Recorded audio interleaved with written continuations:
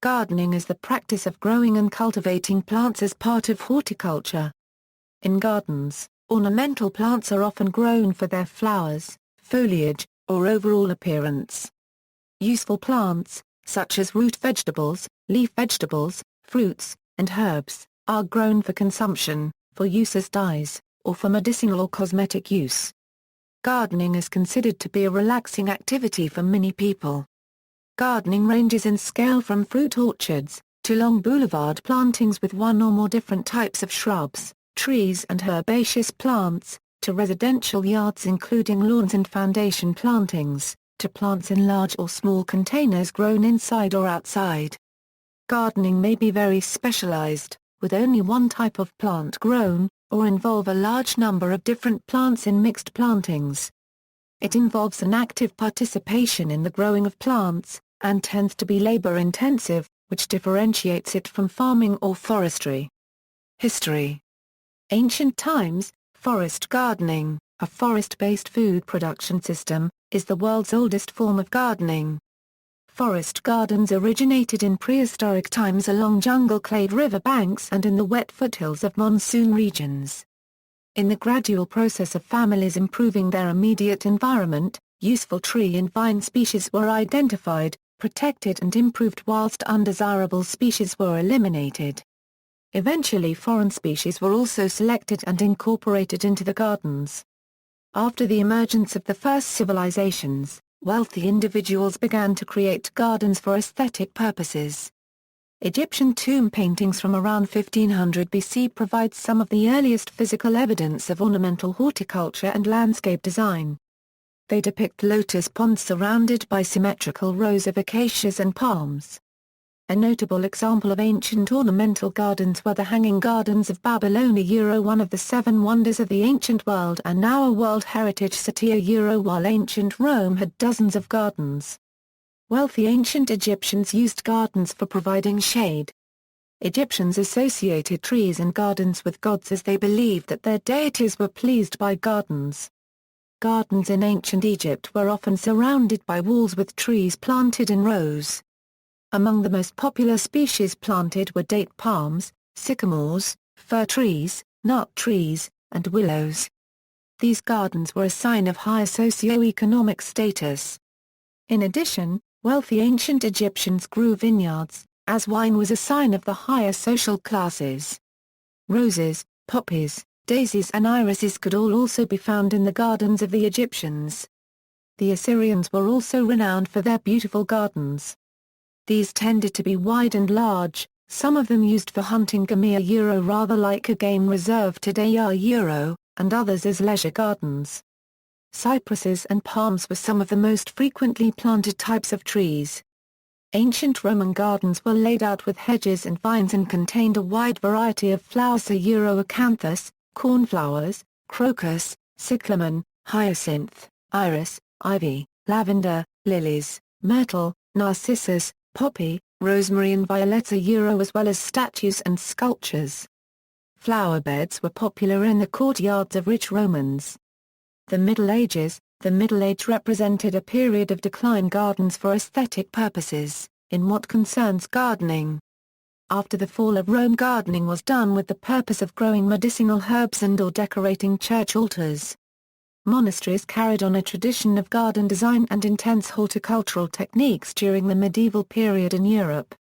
Generally, monastic garden types consisted of kitchen gardens, infirmary gardens, cemetery orchards, cloistered garths and vineyards.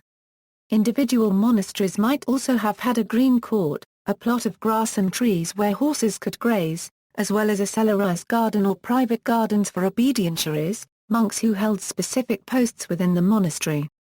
Islamic gardens were built after the model of Persian gardens, and they were usually enclosed by walls and divided in 4x courses. Commonly, the center of the garden would have a pool or pavilion. Specific to the Islamic gardens are the mosaics and glazed tiles used to decorate the rills and fountains that were built in these gardens. By the late 13th century, rich Europeans began to grow gardens for leisure and for medicinal herbs and vegetables. They surrounded the gardens by walls to protect them from animals and to provide seclusion. During the next 2 centuries, Europeans started planting lawns and raising flower beds and trellises of roses. Fruit trees were common in these gardens, and also in some, there were turf seats. At the same time, the gardens in the monasteries were a place to grow flowers and medicinal herbs, but they were also a space where the monks could enjoy nature and relax. The gardens in the 16th and 17th century were symmetric, proportioned and balanced, with a more classical appearance. Most of these gardens were built around a central axis, and they were divided into different parts by hedges. Commonly, gardens had flower beds laid out in squares and separated by gravel paths. Gardens in Renaissance were adorned with sculptures, topiary and fountains which often contained water jokes. In the 17th century, knot gardens became popular along with the hedge mazes. By this time, Europeans started planting new flowers such as tulips, marigolds and sunflowers. Cottage gardens, which emerged in Elizabethan times, appear to have originated as a local source for herbs and fruits. One theory is that they arose out of the Black Death of the 1340s, when the death of so many labourers made land available for small cottages with personal gardens. According to the late 19th century legend of origin, these gardens were originally created by the workers that lived in the cottages of the villages, to provide them with food and herbs, with flowers planted amongst them for decoration. Farm workers were provided with cottages that had architectural quality set in a small giardina about an acre where they could grow food and keep pigs and chickens. Authentic gardens of the yeoman cottager would have included a beehive and livestock, and frequently a pig and sty, along with a well. The peasant cottager of medieval times was more interested in meat than flowers, with herbs grown for medicinal use rather than for their beauty. By Elizabethan times there was more prosperity, and thus more room to grow flowers. Even the early cottage garden flowers typically had their practical use. Violets were spread on the floor. Calendulas and primroses were both attractive and used in cooking. Others, such as sweet william and hollyhocks, were grown entirely for their beauty. 18th century. In the 18th century, gardens were laid out more naturally, without any walls. This style of smooth undulating grass, which would run straight to the house, clumps, belts and scattering of trees and his serpentine lakes formed by invisibly damming small rivers, were a new style within the English landscape, a gardener's form of landscape gardening, which swept away almost all the remnants of previous formally patterned styles. The English garden usually included a lake, lawns set against groves of trees, and often contained shrubberies, grottos, pavilions, bridges and follies such as mock temples, Gothic ruins, bridges, and other picturesque architecture, designed to recreate an idyllic pastoral landscape. This new style emerged in England in the early 18th century, and spread across Europe, replacing the more formal, symmetrical garden à la sectionnaires of the 17th century as the principal gardening style of Europe. The English garden presented an idealized view of nature. They were often inspired by paintings of landscapes by Claude Lorraine and Nicolas Poussin, and some were influenced by the classic Chinese gardens of the East, which had recently been described by European travelers. The work of Lancelot Capability Brown was particularly influential. Also, in 1804 the Horticultural Society was formed. Gardens of the 19th century contained plants such as the monkey puzzle or chili pine. This is also the time when the so-called gardenesque style of gardens evolved. These gardens displayed a wide variety of flowers in a rather small space. Rock gardens increased in popularity in the 19th century. Types. Residential gardening takes place near the home, in a space referred to as the garden. Although a garden typically is located on the land near a residence, it may also be located on a roof, in an atrium, on a balcony, in a window box, or on a patio or vivarium. Gardening also takes place in non-residential green areas, such as parks, public or semi-public gardens, amusement and amusement parks, along transportation corridors, and around tourist attractions and garden hotels. In these situations, a staff of gardeners or groundskeepers maintains the gardens. Indoor gardening is concerned with the growing of houseplants within a residence or building, in a conservatory, or in a greenhouse. Indoor gardens are sometimes incorporated as part of air conditioning or heating systems. Indoor gardening extends the growing season in the fall and spring and can be used for winter gardening. Native plant gardening is concerned with the use of native plants with or without the intent of creating wildlife habitat. The goal is to create a garden in harmony with, and adapted to a given area. This type of gardening typically reduces water usage, maintenance, and fertilization costs, while increasing native faunal interest. Water gardening is concerned with growing plants adapted to pools and ponds. Bog gardens are also considered a type of water garden. These all require special conditions and considerations. A simple water garden may consist solely of a tub containing the water and plant. In aquascaping, a garden is created within an aquarium tank. Container gardening is concerned with growing plants in any type of container either indoors or outdoors. Common containers are pots, hanging baskets, and planters. Container gardening is usually used in atriums and on balconies, patios, and rooftops. Horticulture is concerned with growing plants on piles of rotting wood, as a form of raised bed gardening and composting in situ. An English loanword from German, it means mound garden. Toby Henway, noted permaculture author and teacher, considers wood buried in trenches to also be a form of horticulture referred to as a deadwood swale. Horticulture is practiced by Sepp Holzer as a method of forest gardening and agroforestry, and by Jeff Lawton as a method of dryland farming and desert greening.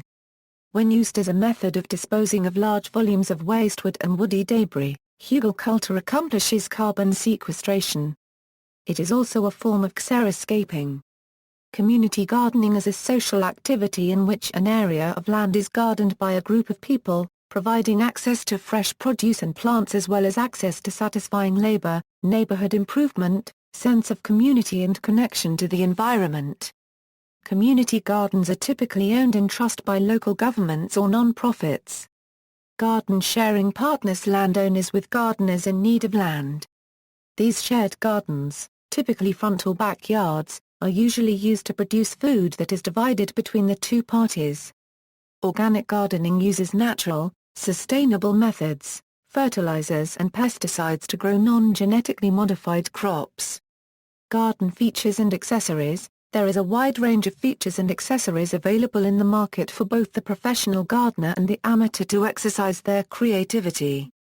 These are used to add decoration or functionality, and may be made from a wide range of materials such as copper, stone, wood, bamboo, stainless steel, clay, stained glass, concrete or iron.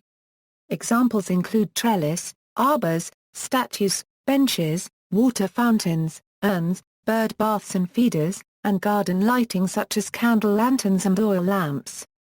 The use of these items can be part of the expression of a gardener's gardening personality.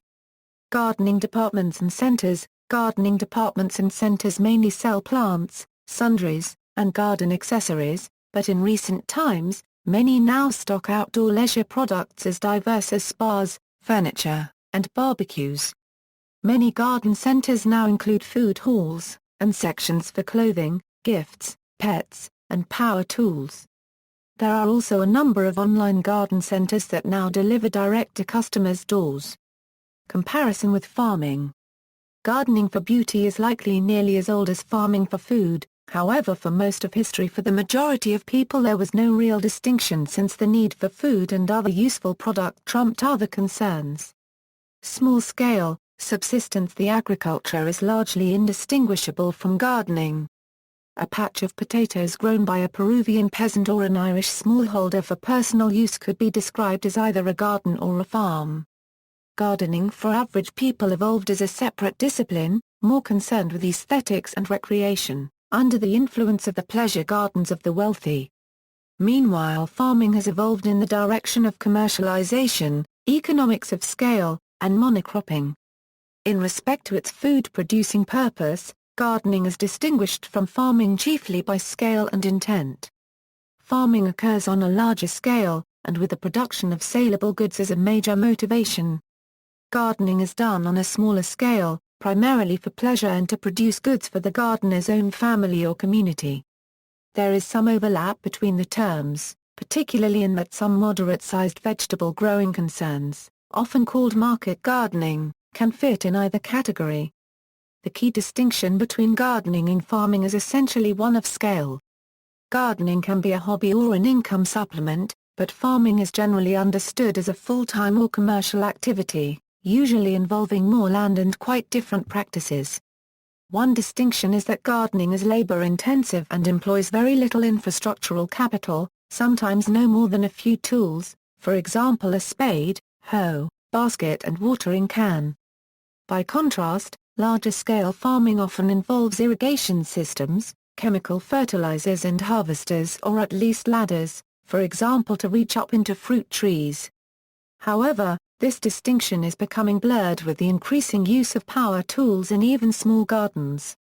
In part because of labor intensity and aesthetic motivations, gardening is very often much more productive per unit of land than farming. In the Soviet Union, half the food supply came from small peasants' garden plots on the huge government-run collective farms, although they were tiny patches of land. Some argue this is evidence of superiority of capitalism, since the peasants were generally able to sell their produce. Others consider it to be evidence of a tragedy of the commons, since the large collective plots were often neglected, or fertilizers or water redirected to the private gardens. The term precision agriculture is sometimes used to describe gardening using intermediate technology, especially of organic varieties. Gardening is effectively scaled up to feed entire villages of over 100 people from specialized plots. A variant is the community garden which offers plots to urban dwellers. See further in allotment. Gardens as art. Garden design is considered to be an art in most cultures, distinguished from gardening, which generally means garden maintenance. Garden design can include different themes such as perennial, butterfly, wildlife, Japanese, water, tropical, or shade gardens. In Japan, samurai and Zen monks were often required to build decorative gardens or practice related skills like flower arrangement known as ikebana. In 18th century Europe, country estates were refashioned by landscape gardeners into formal gardens or landscaped parklands, such as at Versailles, France, or Stowe, England. Today, landscape architects and garden designers continue to produce artistically creative designs for private garden spaces. In the USA, professional landscape designers are certified by the Association of Professional Landscape Designers. Social aspects. People can express their political or social views in gardens, intentionally or not. The lawn versus garden issue is played out in urban planning as the debate over the land ethic that is to determine urban land use and whether hyper-hygienist bylaws should apply, or whether land should generally be allowed to exist in its natural wild state. In a famous Canadian Charter of Rights case, Sandra Bell vs. City of Toronto, 1997, the right to cultivate all native species, even most varieties deemed noxious or allergenic, was upheld as part of the right of free expression. Community gardening comprises a wide variety of approaches to sharing land and gardens. People often surround their house and garden with a hedge. Common hedge plants are privet, hawthorn, beech, yew, leyland cypress, hemlock, arborvitae, barberry, box, holly, oleander, forsythia and lavender. The idea of open gardens without hedges may be distasteful to those who enjoy privacy. The slow food movement has sought in some countries to add an edible schoolyard and garden classrooms to schools, for example in Fergus, Ontario, where these were added to a public school to augment the kitchen classroom. Garden sharing, where urban landowners allow gardeners to grow on their property in exchange for a share of the harvest, is associated with the desire to control the quality of one's food, and reconnect with soil and community. In US and British usage, the production of ornamental plantings around buildings is called landscaping, landscape maintenance or groundskeeping, while international usage uses the term gardening for these same activities. Also gaining popularity is the concept of green gardening, which involves growing plants using organic fertilizers and pesticides so that the gardening process, or the flowers and fruits produced thereby, doesn't adversely affect the environment or people's health in any manner. Garden pests. Garden pests are generally plants, fungi, or animals that engages in activity that the gardener considers undesirable. It may crowd out desirable plants, disturb soil, stunt the growth of young seedlings, steal or damage fruit, or otherwise kill plants, hamper their growth, damage their appearance, or reduce the quality of the edible or ornamental portions of the plant. Aphids, spider mites, slugs, snails, ants, birds, and even cats are commonly considered to be garden pests. Because gardeners may have different goals, organisms considered garden pests vary from gardener to gardener.